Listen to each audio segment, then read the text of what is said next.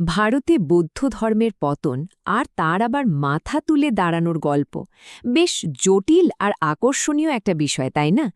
আজকের এই পর্বে আমরা ঠিক এই ব্যাপারটি সহজ করে বোঝার চেষ্টা করব। একটা বিশ্ব ধর্ম কী করে তার নিজের জন্মভূমি থেকেই প্রায় হারিয়ে যেতে পারে। চলুন এই ধাঁধার গভীরে যাওয়া যাক। আমরা দেখব ভারতে বৌদ্ধ ধর্মের সেই অবিশ্বাস্য ইতিহাস, কিভাবে এটা প্রায় বিলুপ্ত হয়ে গেল আর কিভাবে বা আধুনিক যুগে এমন আশ্চর্যজনকভাবে ফিরে এলো। ভাবা যায়, দ্বাদশ শতাব্দীর মধ্যে বৌদ্ধ ধর্ম ভারত থেকে বলতে গেলে প্রায় নিশ্চিহ্নই হয়ে গিয়েছিল। এটা প্রায় হাজার বছরের এক নাটকীয় ইতিহাসের গল্প, পতনের আর তারপর আবার ফিরে আসার। তো এই যে ফিরে আসার গল্পটা, এটা বুঝতে গেলে আমাদের আগে জানতে হবে এর হারিয়ে যাওয়ার বিষয়টা ঠিক কতটা গভীর ছিল। আর হ্যাঁ, এটা কিন্তু হুট করে একদিনে ঘটে যায়নি। ঘটনার শুরুটা হয় দ্বাদশ শতকে, যখন নালন্দা আর বিক্রমশিলার মতো বড় বড় জ্ঞানকেন্দ্র বা বৌদ্ধ বিহারগুলো ধ্বংস করে দেয়া হয়। এর ফলে কি হলো, ভারতীয় বৌদ্ধ ধর্মের যে প্রাতিষ্ঠানিক ভিত্তিটা ছিল সেটাই যেন ভেঙে পড়ল।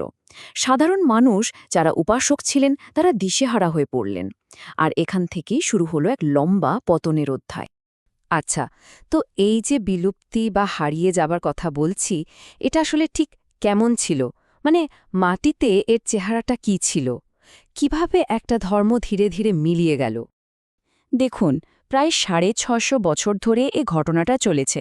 বৌদ্ধ ধর্ম কিন্তু রাতারাতি উধাও হয়ে যায়নি, বরং বলা যায় এর আলোটা ধীরে ধীরে নিভে আসছিল। অবস্থাটা এমন হয়েছিল যে এটা তন্ত্র, ব্রাহ্মণ্য ধর্ম আর বিভিন্ন স্থানীয় রীতিনীতির সঙ্গে এমনভাবে মিশে গিয়েছিল যে এর আসল রূপটাই আর চেনা যাচ্ছিল না। এখন এই পতনের একটা মানবিক দিকও ছিল, আর সেখানেই আসছে রাউলি ভিক্ষুদের কথা। সবচেয়ে অদ্ভুত ব্যাপার কি জানেন?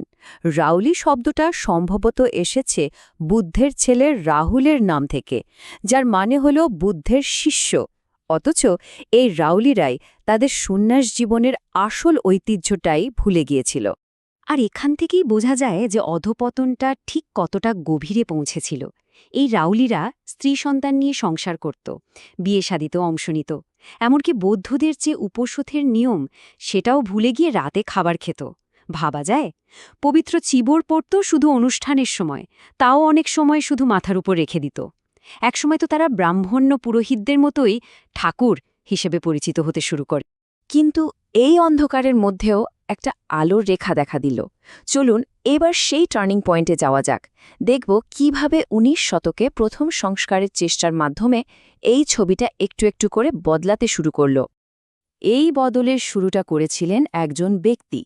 তিনি হলেন আরাকানের সংঘরাজ, মানে প্রধান ভিক্ষু, শ্রদ্ধেয় সারামেধা।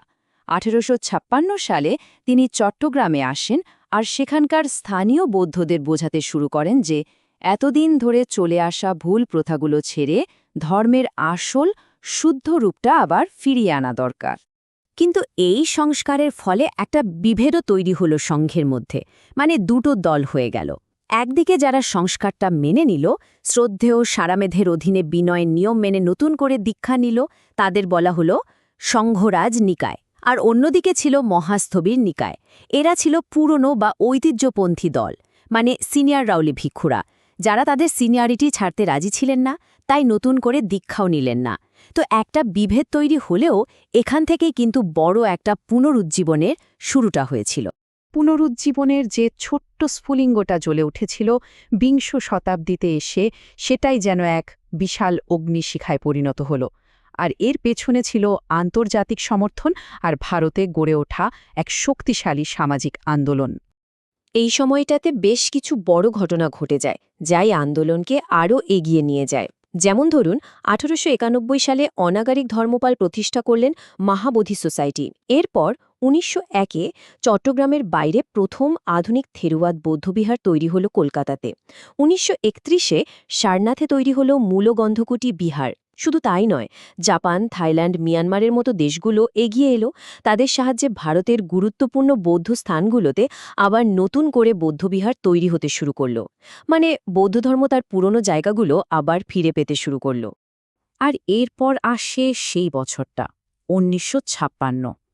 আধুনিক ভারতে বৌদ্ধ ধর্মের ফিরে আসার ইতিহাসে এই বছরটা সম্ভবত সবথেকে গুরুত্বপূর্ণ একটা মুহূর্ত। কেন গুরুত্বপূর্ণ?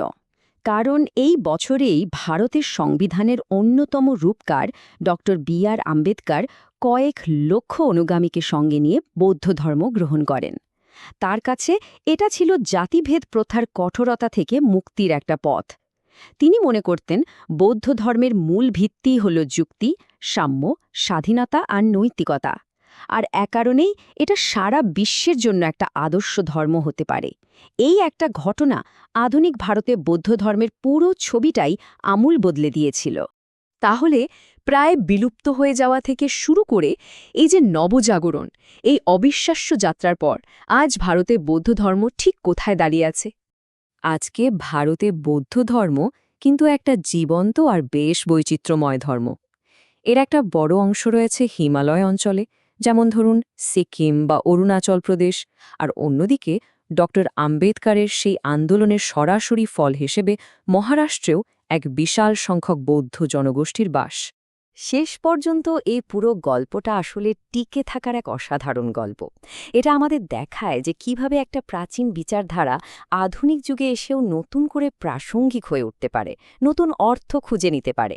আর এই ইতিহাসটা আমাদের একটা প্রশ্নের সামনে দাঁড় করিয়ে দেয় যে ধর্ম নিজের জন্মভূমি থেকেই প্রায় হারিয়ে গিয়েছিল, তার ভবিষ্যৎ কী হতে চলেছে।